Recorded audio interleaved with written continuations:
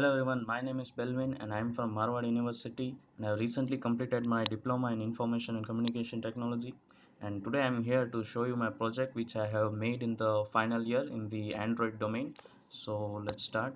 So this is the Android application. So this is an STEM application where this is the home page where these four modules are listed. So these four modules are taken from the syllabus itself. So all these modules are having learning videos, quizzes, the calculator modules and stuff. So let's check it each one by one. So in register we have first of all the videos, like we can uh, use it we can watch the videos for learning. For example, this video is for learning about the color codes on the register. So that's that. Then by clicking here we can go to the calculator module. So what we can do here is first we can change the color bands of the resistor itself, and we can get some values on what is the resistance of the resistors. Then what other way around, it also works the other way around, like we can give some value, and when we click on calculate, it will calculate the resistance of the it will calculate the color bands and show what colors it would have been. Then one more way we can calculate is we can take the picture. So let's select a picture from here. For example, let's say I have this image of the resistors, and let me crop the image.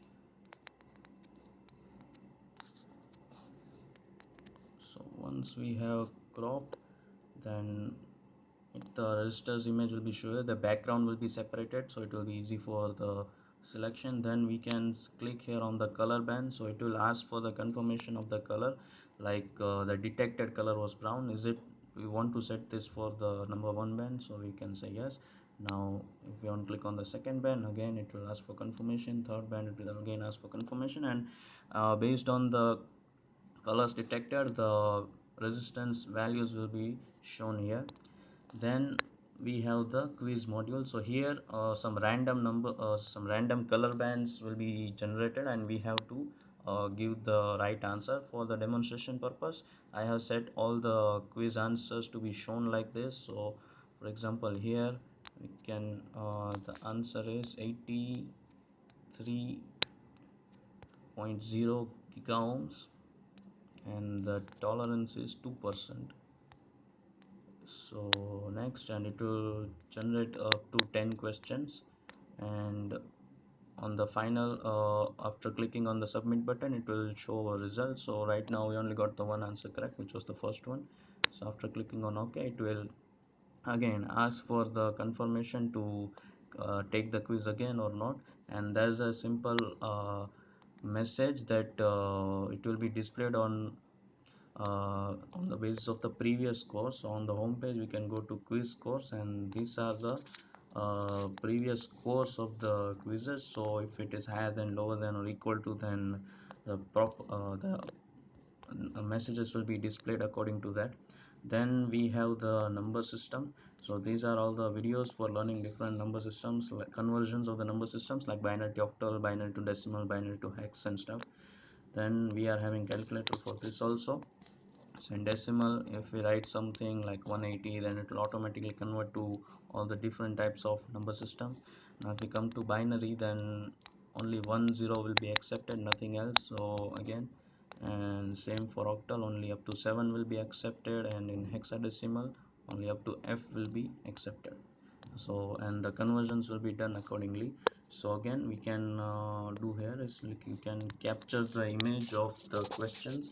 I have some questions written on my computer screen. So let's first take a picture of the question, then we can just crop like up to where our question is. So after cropping, it will ask for the data confirmation, like the scan data was 100 in binary. So if you want to, if this is not the correct scan data, if there was some problem, then we can click no, and we can scan the data again. Like I don't want to scan this question, I want to scan another question, so I can again scan it. Like okay, let's say you want to scan the hexadecimal question, so I will take a picture,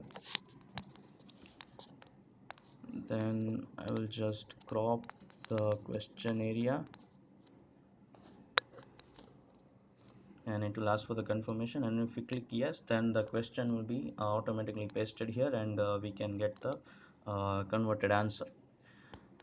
Then we have again the quiz module, and here exactly the same as the previous quiz, like random question will be random, one of the random number will be generated in one number system, and we have to give the proper answer for rest of three.